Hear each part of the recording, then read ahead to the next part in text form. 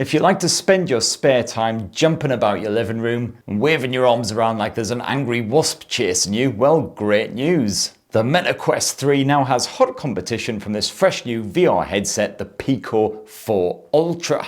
And this boasts improved performance, upgraded display tech, bigger battery capacity, etc. versus the original Pico 4 headset which I previously reviewed. But it is also more expensive than the original, now costing just over $500,000. It should be available to pre-order right now from the likes of Currys. I've had the Pico 4 Ultra slapped to my bald bonds for just over a week now, so here's what I reckon. And for more of the latest greatest tech, please do poke subscribe and ding that notifications bell. Cheers!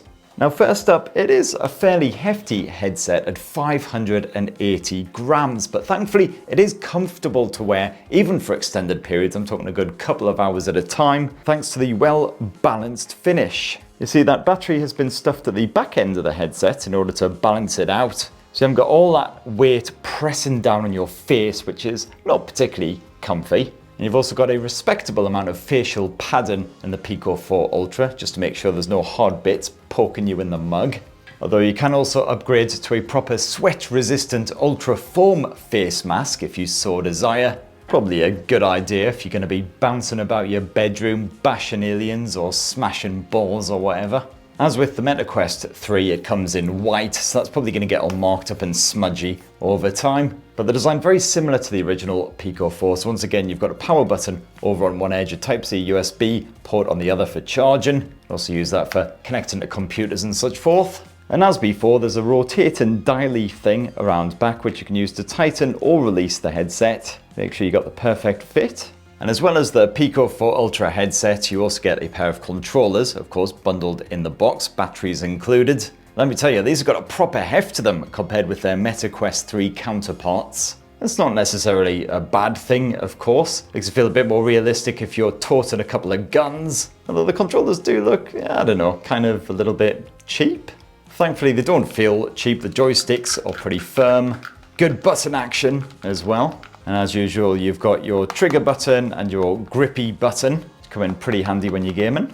As for the batteries, well, you've got a quick release mechanism to get those in and out. As you can see, each controller takes a pair of AA's, just like the Meta Quest. And I haven't had to replace these in a week, as you would kind of hope. Now, to track these controllers, the Pico 4 Ultra has a pair of built-in 32 megapixel cameras, as well as a time-of-flight sensor for a bit of depth sensing. And I found this worked perfectly, even in all-in-one sports, which is like a massively expanded VR version of that old classic Wii Sports. I tried various titles where I had to pull off accurate shots, and they all felt pretty great. Apart from darts, that is, where the physics is total bollocks. Basically feels like I've already sunk about 7 pints before even starting that game. Bowling was much better and much more addictive. The hand tracking was smooth and accurate. And the same goes for badminton as well, even if I was kind of cack at it. Boxing was mostly just a case of flapping at your opponent as violently as possible. I got to admit, it didn't feel great about smacking 10 bells out of a girl, but in real life it would probably be me who was dunked on my arse after about 5 seconds. And if you spunk out 79 quid, you can also bag yourself one of these optional motion trackers for improved accuracy. These can be strapped to your ankles just for better positioning, and they're supported at the moment by about 20 standalone titles and some Steam VR games. And if you pre-order yourself a Pico 4 Ultra, you'll get these chucked in for free, as well as 4 games including Blade and Sorcery Nomad and Let's Get Fit VR.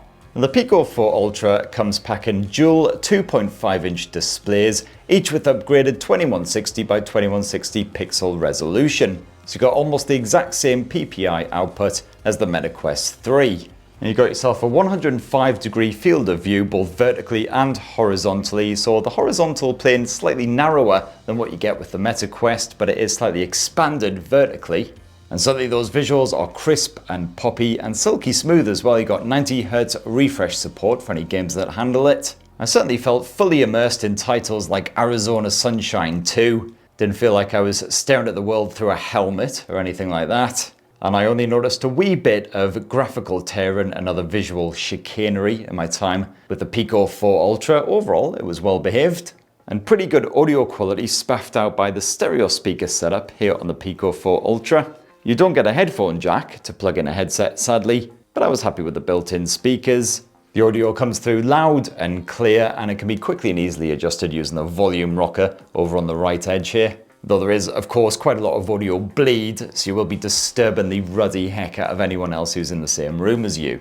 And certainly performance is nothing to grumble about, because you've once again got Qualcomm's XR2 Gen 2 chipset stuffed in here, just like the Meta Quest 3, except here it's backed by 12 gigs of RAM, which is 4 gigs more than the Meta.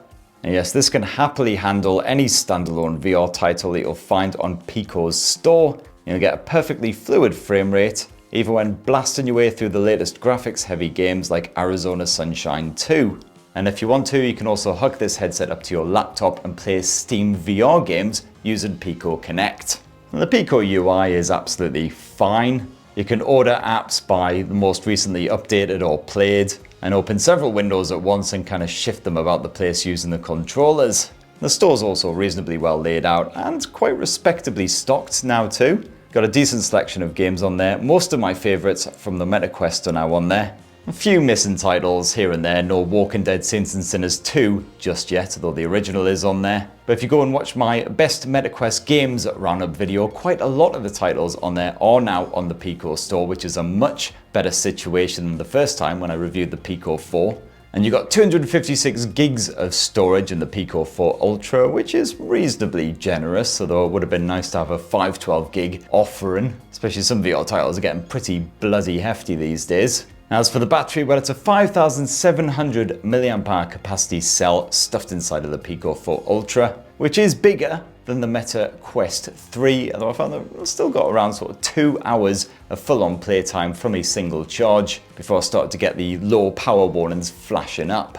Anyway, that right there, my lovelies, in a nutshell, is the fresh new Pico 4 Ultra. Ow, that's really hurting my forehead now. Probably got a pretty horrendous mark just imprinted in my noggin there. So yes, as I say, it can be yours for just over £500 here in good old Blighty. And it's a respectable alternative to the Meta Quest, especially now that that Pico store is a lot better stocked than it used to be. Of course, personally, I'd probably only go for it if I saw it at a bit of a discount, as that Meta Quest 3 does still offer the better selection of games and is generally better supported. That's what I reckon. Anyway, it'd be great to hear your thoughts on the old Pico 4 Ultra. Please do box subscribe, ding that notifications bell for more on the latest and greatest tech, and have yourselves a ruddy, wonderful rest of the week. Cheers everyone. Love you.